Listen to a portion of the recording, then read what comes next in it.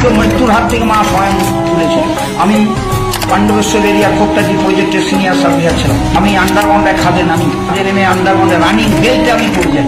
পয়লার সঙ্গে আমার বডিটা গোটা মেশিনে ডাক করে দিয়েছিল। মা তো স্বয়ং হাতে ধরে পারছে না, কিন্তু এক হেতু আমার এক কন্ট্রাক্টর আমার সঙ্গে ছিল, তার মেজারমেন্ট করতে গেছিল। নিয়ে যাই হোক, রানিং বেল্টে যাচ্ছি, বেল্ট তো বন্ধ হচ্ছে না। মায়ের যে কৃপা, সেই কন্ট্রাক্টর সে হঠাৎ আমার পা ধরে হিঁচড়ে দেয়, কিন্তু পারল না। তো আমি জানছি এবার আমার জীবন শেষ। আবার সে ছুটে আন্ডারগ্রাউন্ডে এইটুকু রাস্তার মধ্যে সেকেন্ড টাইম আমার পাটা ধরে ফেলে হিঁচড়ে দেয়। আমি বেল্ট ধরে সেই বেল্ট থেকে পড়ে গিয়ে আমার এই ডান পাটা মাইনিং বেল্টের নিচে রোলারে এসে যায়।